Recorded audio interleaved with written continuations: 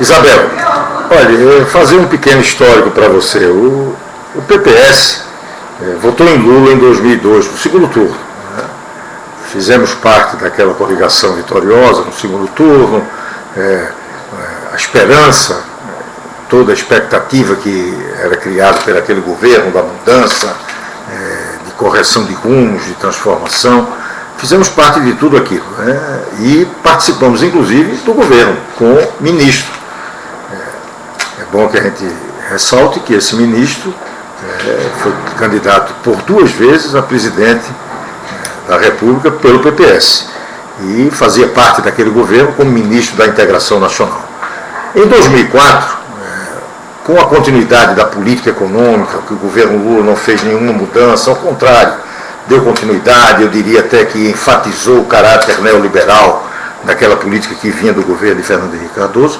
Nós apresentamos vários documentos, eu era líder da bancada do PPS na Câmara Federal e colocava que tínhamos discordância, que tínhamos inclusive sido, quando da eleição de 2002, o crítico mais contundente dessa política e que, portanto, fazíamos parte do governo que imaginávamos que iria, no mínimo, corrigir alguns rumos e não aprofundar e até enfatizar aquela política, a continuidade daquela política. E, por conta disso, rompemos com o governo.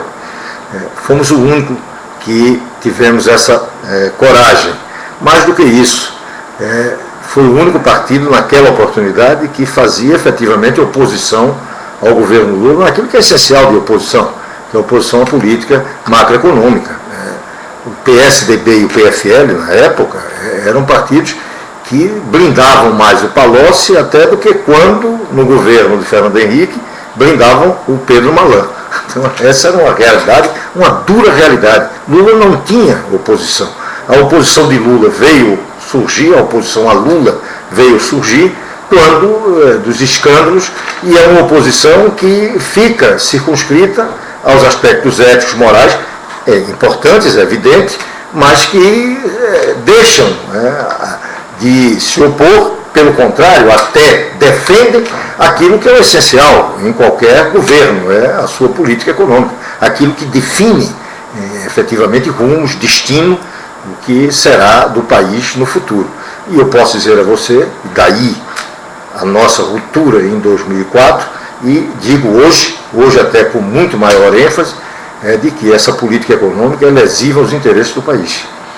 Pode ter gerado um clima de euforia, a estabilidade foi importante, houve conquistas, são importantes que elas permaneçam, mas não é uma política econômica que se possa defender como significativa para um Brasil do futuro melhor. Ao contrário, nós vamos pagar muito caro no futuro por essa política.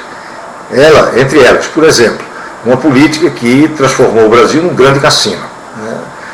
Os grandes investidores internacionais desse processo de globalização financeira têm no Brasil um porto seguro do ganho fácil. As nossas taxas de juros são tremendamente convidativas para essa especulação. E nós somos um porto seguro da especulação internacional. E o Brasil se satisfaz com isso, porque internamente a nossa política não é uma política de aproveitar este processo da economia internacional, oferecendo vantagens para todos os países. Eu diria que é uma onda onde todos surfaram, o Brasil também, só que o Brasil surfou mal, porque não aproveitou todas as oportunidades que esse amplo e profundo crescimento da economia internacional, nesses últimos 8 anos, ofereceu para toda a economia internacional. O Brasil aproveitou muito pouco. O nosso desempenho é medíocre. Nós, quando tivemos algum crescimento nesses últimos 10 anos, foram crescimentos que, de imediato, chegaram ao teto da nossa infraestrutura, esgotaram toda a capacidade de continuar crescendo e tiveram que receber do poder do governo ações visando a deter esse processo de crescimento. Pois bem, o Brasil cresce 5% e tem que crescer menos no outro ano, porque a política econômica não foi uma política que tenha privilegiado o crescimento e o desenvolvimento nacional. Ao contrário, foi o Brasil ter sido sorteado com um bilhete de loteria, de termos as commodities do setor primário em franco desenvolvimento e o Brasil ganhando com isso, e ao mesmo tempo um grande cassino que era da especulação internacional, e o governo se dando satisfeito com isso. E os índices de popularidade crescendo e o governo satisfeito.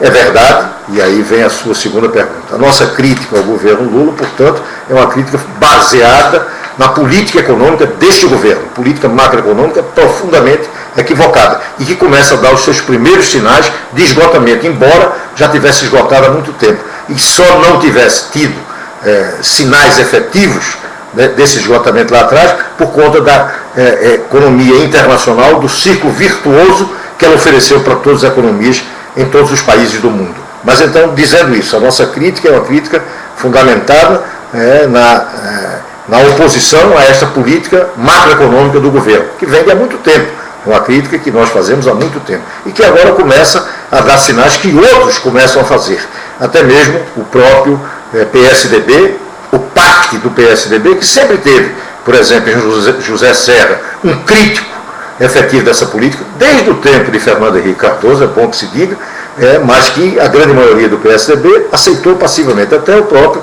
Fernando Henrique Cardoso, embora, num primeiro momento, crítico também da continuidade, porque tinha sentido ali do esgotamento e que precisava ter uma meta de desenvolvimento. Então, todo esse processo faz com que nós sejamos críticos do governo Lula. Agora, a sua popularidade tem dois aspectos. É verdade que o clima de euforia, essa economia internacional oferecendo grande oportunidade, e mesmo nós não aproveitando-a como deveríamos ter aproveitado, mas de qualquer forma estamos surfando nessa onda, e ao surfarmos, cria internamente um clima, do ponto de vista da economia, do atendimento básico da população, um clima bem melhor. A estabilidade conquistada lá em 1994, com o real, o fim da inflação, tudo isso ajudou a que o governo tenha uma boa base para a sua popularidade. Tem uma política de Lula que ajudou ainda mais, e correta. Lula deu ganhos efetivos para aqueles de menor renda. É necessário que se diga isso e tem que se reconhecer. Os de menor renda, particularmente os que ganham um salário mínimo, esses tiveram ganhos reais, ou seja, ganhos acima da inflação, algo que não vinha ocorrendo com regularidade. Pelo contrário, era um problema grave quando chegava o momento de definição da questão do salário mínimo. Então, ponto para Lula.